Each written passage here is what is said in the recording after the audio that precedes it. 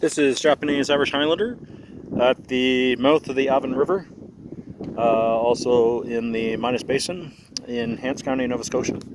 I'm actually at the Avon Spirit, I believe, launch site. This was actually a tall ship which was built here in Nova Scotia back in the early 1990s and was completed by the mid-90s. Unfortunately, it was destroyed in a hurricane. So there's nothing left of it, but the shipyard and the art gallery is still here. Unfortunately, because of COVID, it's shut down, but it's also late September, so it would probably be shut down anyway. This is just the wharf heading out onto the river, and amazingly enough, if you look way out across, it's probably about 3 kilometers, 3 to 4 kilometers from this position, is actually Highway 101. And that long rectangular building is a former railroad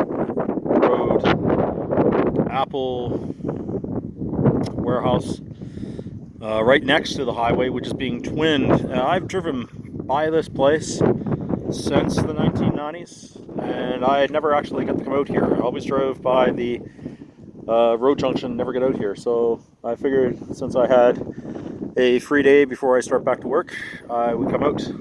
And this is just an absolutely gorgeous place. This is one of the other reasons why I came back to Nova Scotia.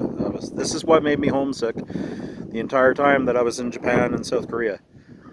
It's all of these beautiful places we have here in our own backyard, in our own province. It's one of the main reasons why during this whole pandemic shutdown, when they were talking about staycations, well, you can do little day trips like this. Grab yourself a picnic, which is what I did. I had it sitting over there, and it's just an absolute beautiful sight. I imagine during tourist season, this place is probably even more filled up. And I'm actually going to drive up through a different route to get towards Kanaka to eventually lead back to where I'm from, up in Halifax County. But yeah, this is just a beautiful spot. I wanted to take a picture of it in a video clip. And I'll post this up on YouTube and possibly also up on my blog posting. But just wanted to show you that this is just an absolute beautiful river area. Now this is of course low tide. Now I'm gonna just point down. That's the river down there itself. And these timbers are probably the original ones from when the original settlers were here, although some of them look a little newer. Probably would be replaced over time. But some of the architecture, even on this road coming up to this site, actually still has 18th century houses from the original planter settlers. And those were the settlers who settled this region after the 7 Years' War, after the Acadians had been expelled, unfortunately, from this area. And New England planters from Connecticut and Rhode Island actually came up in this area and settled. And those people that came up here were covenanting dissenters. They were what we would call Baptists today, or covenanters. And they did not hold to the same political ideas that the rest of the 13 colonies were going through, especially New England in the 1760s, 1770s.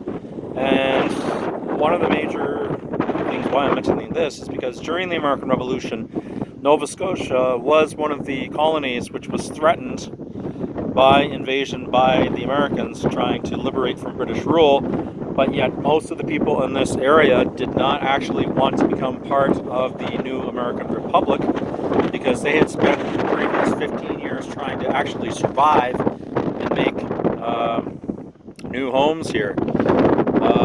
Also, while I studied my history degree at St. Mary's University, there was a big part of that, the New Light movement, which was a spiritual movement in reaction to the revolutionary cause, whereby a lot of the people who were surviving here turned to their Christian faith and continued on, and actually because of that, they were extremely peaceful. That didn't, however, keep this area completely peaceful, because actually American privateers would come up and actually raid the area. Now you can't see this point here, but around that bend in the river is where you would have the Fort Edward blockhouse, which I do not believe I can actually see from this position.